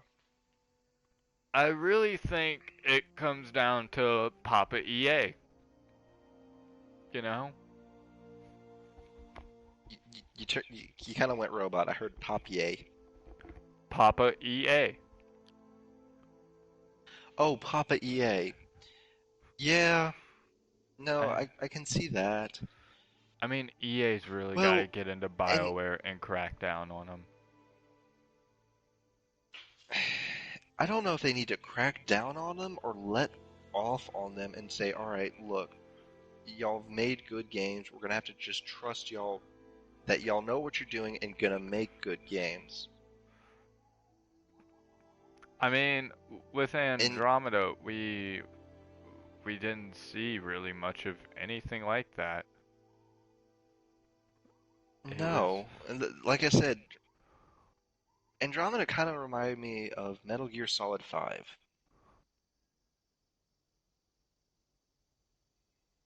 You know? yeah. But you want to know where the EA loot box microtransactions really came from and where it really Oh started? God, what? Hmm. FIFA and Mass Effect. Yeah, I If remember the Mass Effect Andromeda and Mass Effect 3 multiplayer loot boxes. which in Mass Effect 3 it was like, okay, I can kind of see the loot box mechanic here. And And it the multiplayer was okay, but eh, I don't like how you had to buy the loot boxes to get the better things to upgrade your story. yeah. I mean, that just kind of means It I've got to do more. I've got to pay for a better like game granted, experience. yeah. Well, and this is going down a very kind of dark rabbit hole. So strap in for a second for those of you listening. It's one of those things that the production cost of a video game has dramatically risen from what it once was. And for a while, video games were staying really artificially at six, and so that created like developers and producers really needed to find a way to recoup cost because like producing games is not cheap, which is where you got stuff like pre-order bonuses and multiple editions of stuff where like you almost need a spreadsheet to figure out what goes with what to like put stuff in there so they could get more money back, which is why I'm really not upset at all at PS5 games and Xbox Series X games bumping up to 70. Like I would be not surprised if it gets shifted a couple of years up to 80. Like yes, that's a lot of money to put towards a video game, but if it's a good game and I'm gonna put at least 60, 40 to 60 hours into it, that's money well spent. Video games are not like movies, people, where movies have two times to make their cost up. Uh, Really, movies make money in merchandise. I mean, let's think about it here. You go to the movie theaters, you see it once, and you can go back and see it as many times as you want. I only ever see a movie in theaters once. But Yeah, then once it comes out on Blu-ray or DVD, you only need to buy it that one time. yeah, Video games, on the other hand, have one or two times to make up that cost. One, you buy it. Two, that's it. DLC. Or, yeah, additional content. And in my mind, there are really two distinct types of DLC. There's DLC to make money, like they didn't put out a finished product and you have to pay for the rest of the game. And then there's DLC of, okay, we have the complete story of this game. We'd have this stuff we'd like to add, but we don't have the funds to do it. So if the game is popular enough and does well enough, we'll put the time and effort to doing it. If not, alright, we'll move on to the next project. That's okay. You know? Which I really liked how Mass Effect 2 did their DLC. Right. There was some game enhancing stuff, and then there was just some fun stuff along with it. Well, and Mass Effect 2 released DLC really well in cycle. Of like one of the last DLCs it released was The Arrival, which was pretty. I think it was like $9 or $10, and it was pretty short, like maybe 3 or 4 hours long. But it really helped set up for Mass Effect 3 of like the Reapers are going to be here, kind of thing, you know. Yeah. So, yeah. Well, we're also now looking, and like we were talking about this earlier, we're now no longer looking at, okay, it's just the release of the game. What is the life of the game? Which includes, with the internet, like, what are the patch update cycle going to be like? Are we going to be releasing content? Like, games like KF2 have a much longer now lifespan because they release, like, they have those contents and things. Like GTA 5. They released That, all their online stuff for free. It's up to you to get the money to get those things. Now, they do yeah, have shark cards, if you don't and feel like spending the time, yeah. and I think they did that very well. You can either pay to win, or it's a really easy grind. Because let's be Yeah. honest, GTA 5 is a great game. I love playing GTA 5. I'll get on It there and just play with you guys. I mean, yeah. I think I don't know. I think it's doing all right. I would like well, okay, they've now released another set of heist updates, but for a while there it was kind of barren and kind of just nostalgia-y, like going off the different cars and stuff. It's servers and okay, it does well. It has some issues where it needs some TLC. Like just looking at some of the stuff with the server and the connections and some of the The other gameplay stuff, it needs some TLC. But it's still doing well. I want to see PvP servers, which is like it is now. You go into a lobby, it's a fucking madhouse, right? But I Yeah, also want peaceful servers where I can do my bunker stuff and my clubhouse stuff without having the fucking shitstorm that's out there because I started GTA 5 online really late. I don't have oh all the yeah. stuff that everybody else has. Yeah, and that is kind of the thing of like I wish there was some better balancing But I mean that it is GTA. You kind of You sign on for the madness.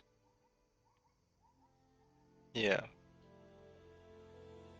Well, and a large part of that too is just like the player base for it. Yeah, shitheads. Yeah. Well, and sometimes people just find it fun to grief, or you get people that are just they're just looking for their chuckles and they find fun making other people suffer.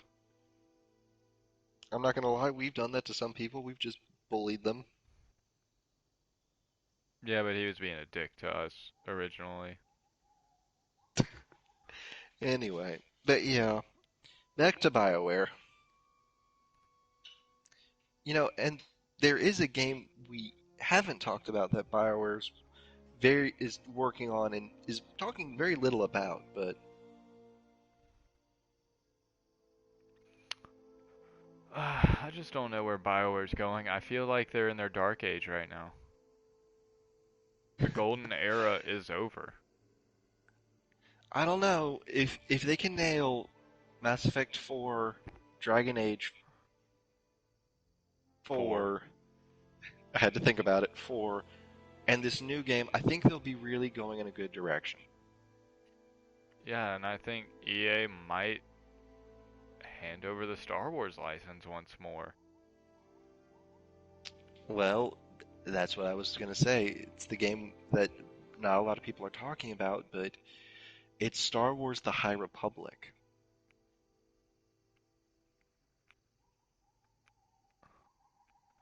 Oh boy. This, you want to talk about an old Republic game? We're talking about the High Republic, man. Like, this was the height of the Jedi power. This was like, this is gonna be interesting. So is it even older than Revan or younger than Revan? I think older. Oh, buddy, if we go pre-Mandalorian War, like XR Kun, oh, I'm in. I am in. I'm not sure about the exact time frame, but yeah. Oh, if we,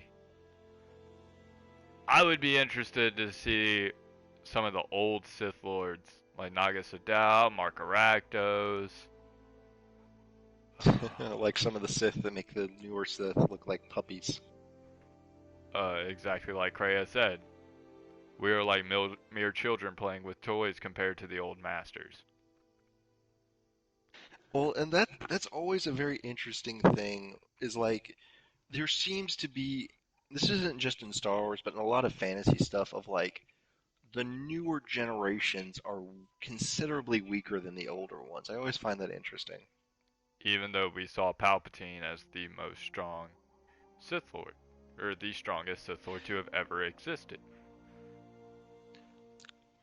Okay, Palpatine might be like a very rare exception, but we also have to realize he was unnaturally old.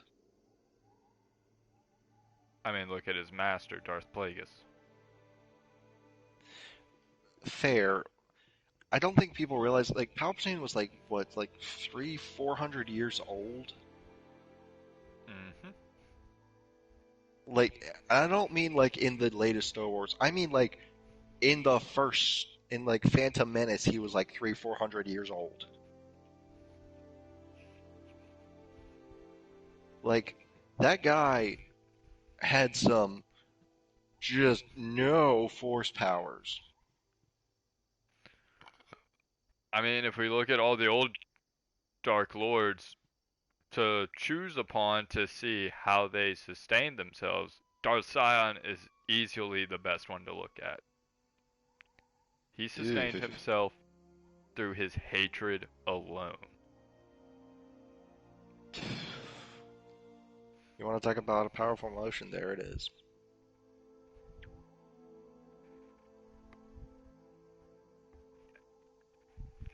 Revan So, survived through pain alone for so long. uh, so well, yeah. I'm. it'll be interesting to see. Star Wars is a very interesting. The movies are very almost convoluted in what they look at things because they're such a small slice of what became a very big and very interesting universe of just stories and novels and ideas. Games.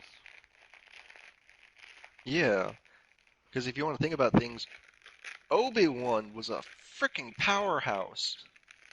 Strongest defensive He was Jedi? compared to the equal. No, like, he's directly compared to be at the same level of power and control as a Jedi that moved a fucking singularity. Oh, who was the Like, Jedi that moved the singularity? I used to know this. I don't know. It started with an S or an X. One of the two, an S or an X. But in a singularity, how about how much energy to freaking move it? We don't even have a physical. We don't even have a number that's that big in our own human physics math equations to move a freaking singularity. Because they don't move naturally. Technically, a singularity is infinitely massive. I am aware of the physics.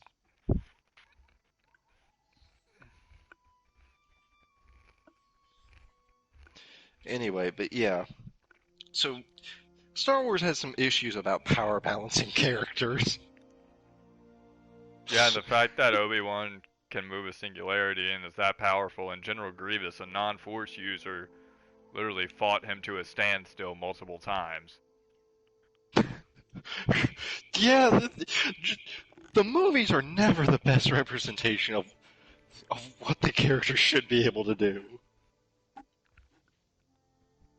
It's kind of like, meh, what are we doing?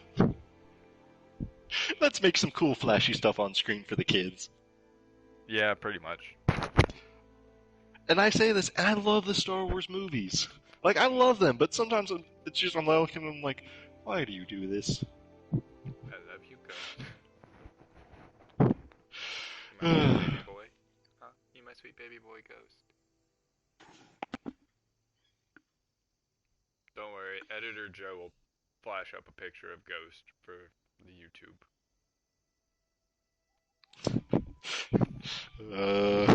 Alrighty, this is gonna be interesting. Joe's many forms. We have Editor Joe, Insane Joe. Joe. Joe. We have Happy Go Lucky Joe. Eh. And then we have Kawaii Joe. You can't see, but I'm posing, and Christina is still shaking her head. I can't wait to see all of Christina's mannerisms in person to you. Okay, if I am the serious one, Christina is the happy fun one. Are you the serious one? I'm generally pretty serious.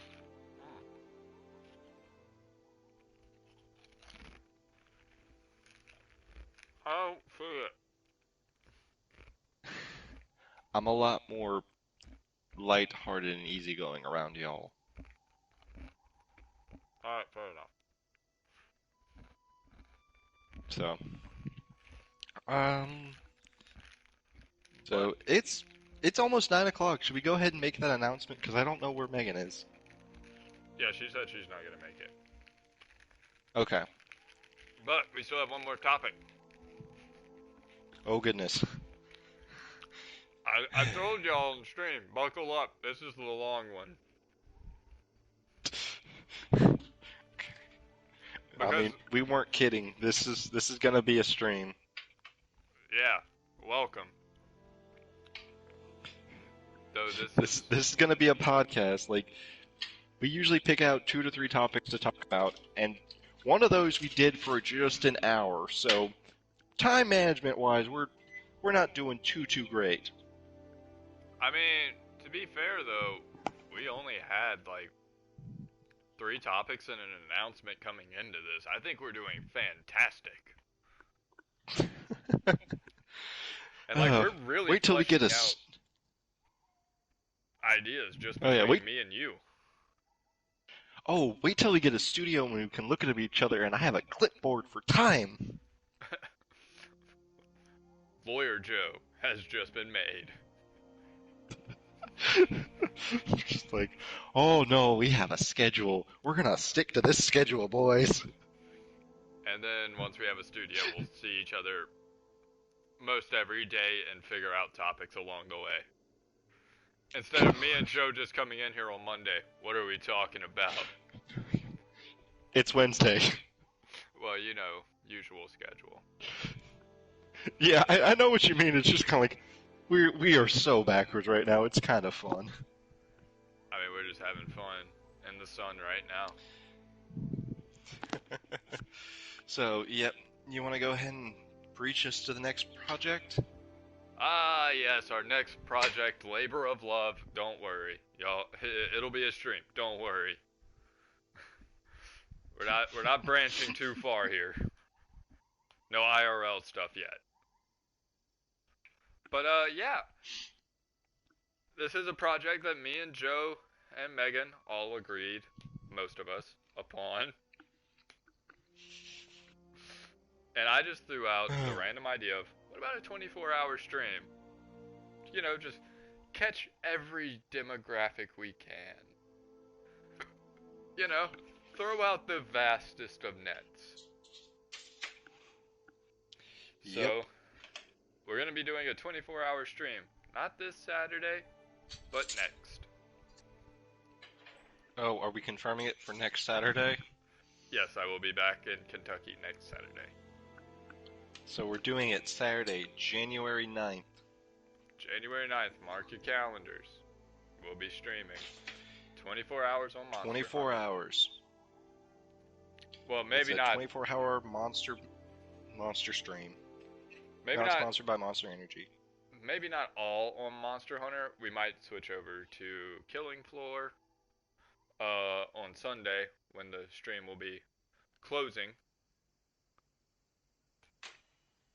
So We yeah. will get back to y'all on the time about when we will be starting and closing. Joe, you want to just start at 6 on Saturday? Or no. Fuck. We'd have to go later than 6 to start.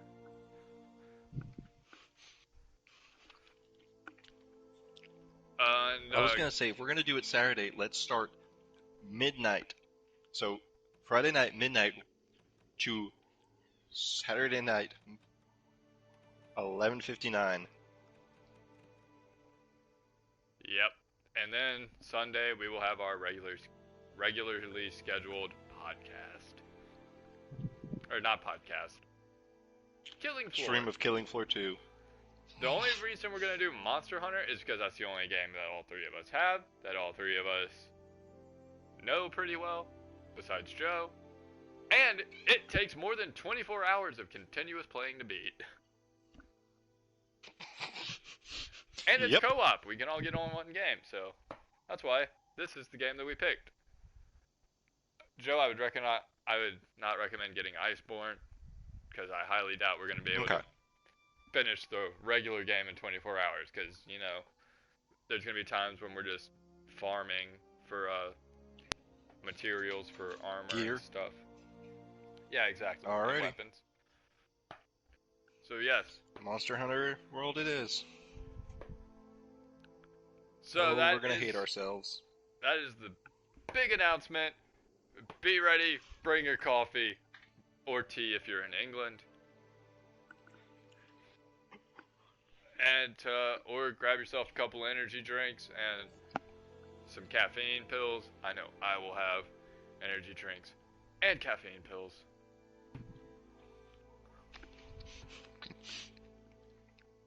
I will have a lot of both.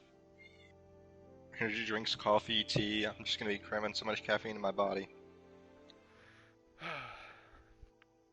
Midnight on Friday. Set your calendars. Megan, if you're listening, You're gonna have one hell of a time because you have work on Friday, and I know you're gonna be sucking dick. We're probably gonna lose Megan first. The real hard part is not gonna be like the early morning. The real hard No, part is gonna it's be the gonna be keep going. 5 p.m. to midnight. The 6 p.m. to midnight, that last 6 hours, we're gonna be dragging, going, why did we do this? Why do we hate ourselves so much? Like, I literally think we're gonna get past the Zora Magdros fight, and that's literally gonna be it. Like the first one. I think we'll do pretty good. Yeah. I think we're gonna get pretty far, but we're not gonna need Iceborne at all. Now, will we continue this? Like, is this gonna be like our 24-hour platform? Fuck no. I mean, if this does well. I mean, if we get over like 100 views, I mean, we'll think about it. But if this 24-hour stream gets 1,000 views, if it hits 999, 1,000, and then back up and then back to 999, we will do it again. 1,000 people at once. Not over the course, but at once. We will do this again. I'm gonna drop the bomb on that one. But yes, everybody. So, tell your family, tell your friends, tell everyone. We won't. We'll just announce it on Instagram, and let our beautiful followers do the rest of the work for us. Mic drop on that. And now we're moving into our third topic. Well, I was about to say, we've been going for 2 hours. Might be a good time to call it. Let's just wrap up with the third topic real quick. Because okay. there isn't much on this one. There's only what's been dropped, and that's pretty easy to talk about real quick. So if you don't know what we're talking about, CD Projekt Red has a lot of lawsuits against them, and it's mostly for misleading investors. Because they put out an unfinished product, it was very buggy, and investors lost a lot of money. Reasons they lost money: Sony and Microsoft had to give full refunds, not CD Projekt Red, even though they are expected to repay Sony and Microsoft for all the refunds that they did give. And CD Projekt Red is facing a lot of lawsuits, 4 at the moment, all for multi-millions of dollars from multiple people. Yeah. I do not see them coming back from this. As that is pretty certain. Actually, it really depends on the language of it, and so this is where it's really where law comes down to wording. And a big portion of this is that, did CD Projekt Red specifically mislead investors, or was it just, it's kind of like what happened with No Man's Sky. Did they specifically mislead people, or was it just not clear advertising? Because there's a difference between the two. Misleading. And you think they specifically misled them? Yes, because there is a bit of information that's come out recently where it's a message between a big investor and CD Projekt Red, and they said, yes, it's good for current gen consoles. We see no problems. Okay. And a lot of the staff is coming out and saying, why would you say that? We specifically told you this game is not good on current gen. Okay, well, so you're a little bit more up to date on me. Yep, there we go. That's kind of the nail in the coffin there. Yep, so staff has come out. That message between one of the, I think the lead project designer and an investor came out. And it's And most of the reason why they got so much money and a lot of investors into this is because they brought in Keanu Reeves. They were promising all these things. They were very transparent in the beginning about everything, but towards the end they became very opaque and not really Yeah, telling anyone anything. And still yeah. to this day they've stayed opaque and they haven't told anyone anything either. So, Well, yep, that kind of sums it up with what was going on. Megan just popped up online. Will we get her in to say goodbye and let her know when the 24-hour monster stream is going to be? Yep, maybe, possibly. She's probably on Netflix only.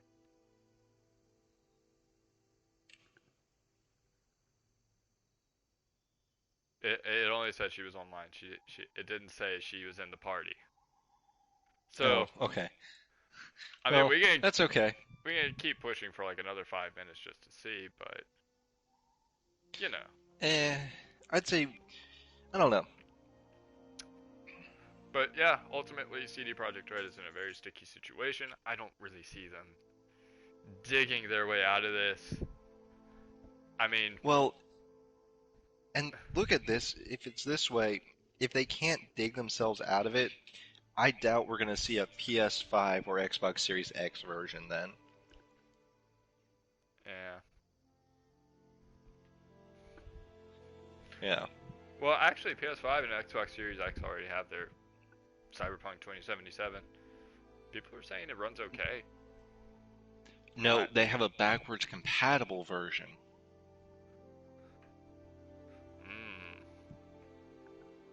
Mmm. Which Yeah, is very different. because Sony actually pulled Cyberpunk 2077 from their store Mm-hmm. to deal with all the refunds that they had to give. So, good job, CD Projekt Red. You did great with The Witcher.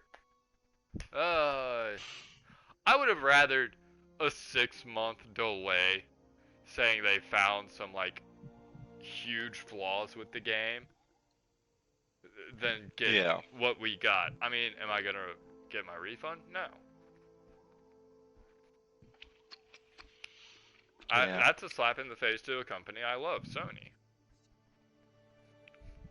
Well, Because Sony is footing the bill on all these refunds right now. yeah. And that's making them lose money, and I want to see Sony succeed.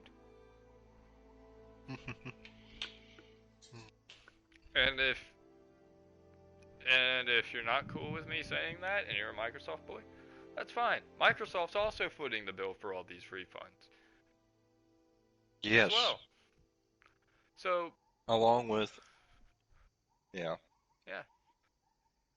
So if you love Microsoft, don't get it refunded. I mean, all the damage has been done already. Now you're making your game console company lose money, which Microsoft's Well, not really going to hurt and from here's the other this. thing. If No Man's Sky has taught us anything, a game can make a comeback. Oh yeah, I see Cyberpunk 2077 making a comeback if they fix everything. Yeah, I do too.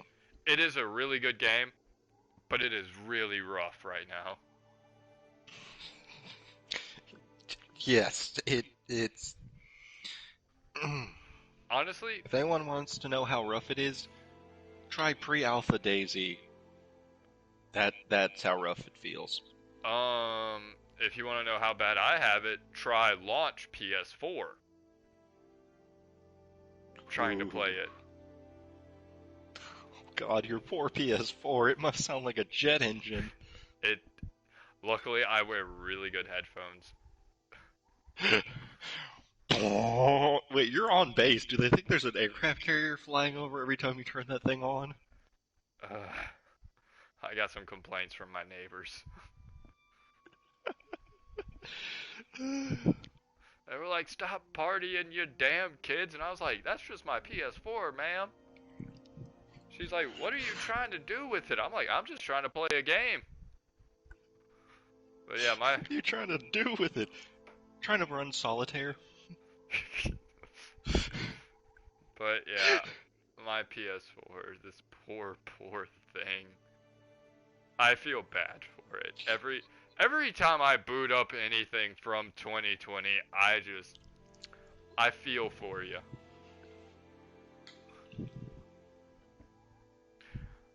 I thought about getting a PS4 Pro, but then I was like, you know what, this boy, it's lasted me, and it will continue to At this serve point, me. just save up for your PS5. Exactly.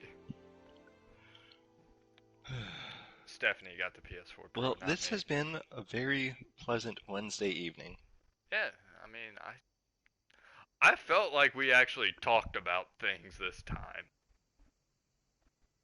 I know, right? Whereas with Hunter, it's just mindless rambling for over 2 hours. Which can be fun, but you know, I feel like we got through our topics.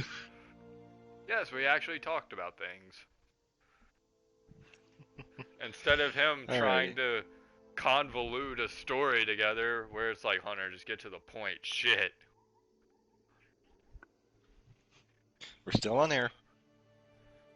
I know. And I say that with a lot of love. Okay. Because I said it to his face one day. You want to know how well that Alrighty. went? He Hmm. locked up. He didn't know how to take it.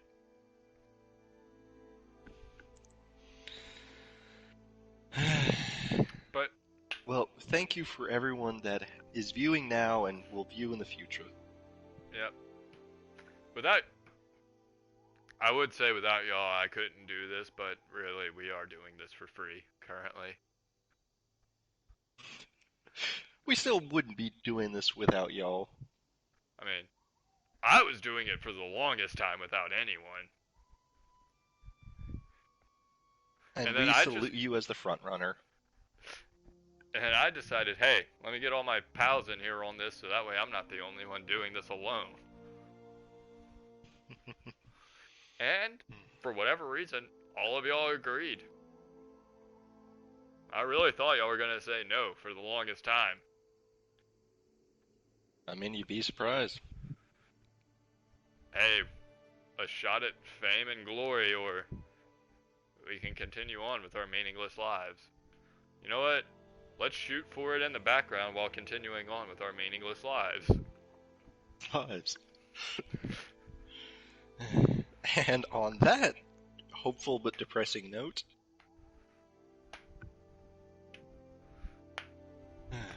On that hopeful and depressing bombshell, I want to wish you all a good night.